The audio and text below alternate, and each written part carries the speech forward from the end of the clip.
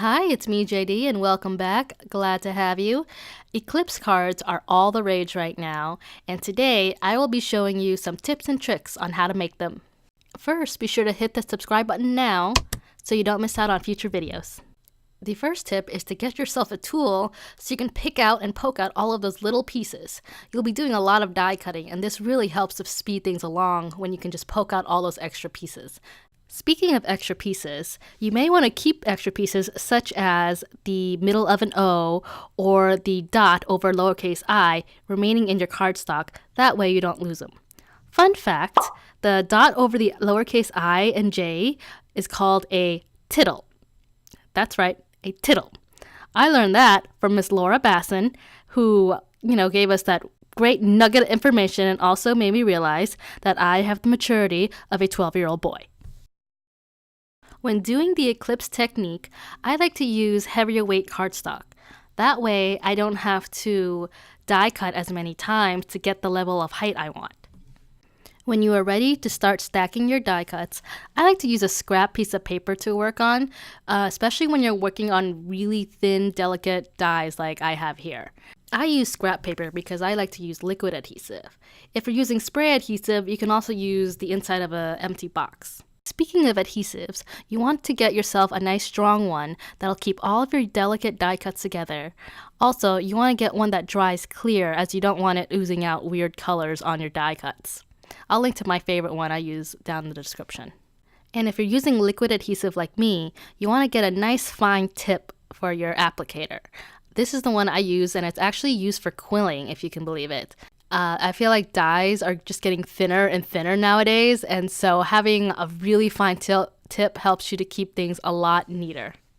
When it comes to stacking your die cuts, I find it much easier to put adhesive on the bottom layer, as in you want to build your foundation for the die cuts and then stack the layer on top.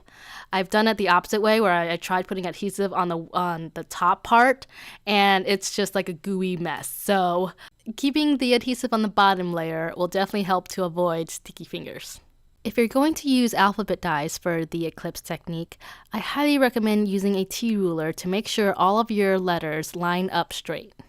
To get your T-ruler to line up straight, I also highly recommend working on a gridded surface like the one I have here.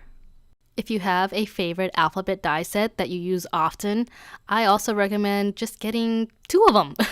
It just makes things a lot easier to spell out words that have 2 letters, such as the word hello, as I'm doing here. I used this alphabet die set at least twice before I knew I wanted a second one, and then I just waited for a sale to keep my budget in check. To get all of your alphabet dies to stay the way you want it to stay, I recommend just running a piece of painter's tape along the back of them. That way you can just pick up the piece of tape with the dies and die cut it multiple times, and you know that you'll get the same die cut each and every time. Now let's say you're working on your Eclipse card front, and as you're putting your sentiment in, you realize that you had die cut it crooked. And it's not a big deal. The letters are straight, but the sentiment itself is crooked. And you don't want to do it again. So to save paper, I just trim it in my my paper trimmer, line it up, angle it with my sentiment, which I know is straight, and then just add it to a new card base. Now this next tip is a personal preference, but when I add the top layer to my Eclipse, I like to place it a little offset. That way you can actually see some of the dimension and shadow behind the layer. I think it adds a nice touch to the Eclipse. As a general rule of thumb for me when I'm doing the Eclipse technique is to not throw away any little pieces of die cutting because you don't know what you will need later, such as the middle part of an O, the middle part of an A, the tittle. If you're going to use a sentiment die with a tittle, I recommend getting one with a bigger tittle. In all seriousness, a bigger tittle is much easier to stack and glue than smaller tittles. I can't. Okay, I'm going home now. I'm done. Am I done? If you're going to do a reverse Eclipse technique, then I recommend using scrap paper. It's just a lot easier to stack, and you don't want to waste all that good cardstock, especially when it's just going to be the in-between layers. This is a perfect time to rummage through your scrap pile and to use up what you have already. As seen in my other video on Eclipse techniques, you don't have to necessarily use sentiment dies to get the Eclipse technique. You can use background dies and shape dies as well.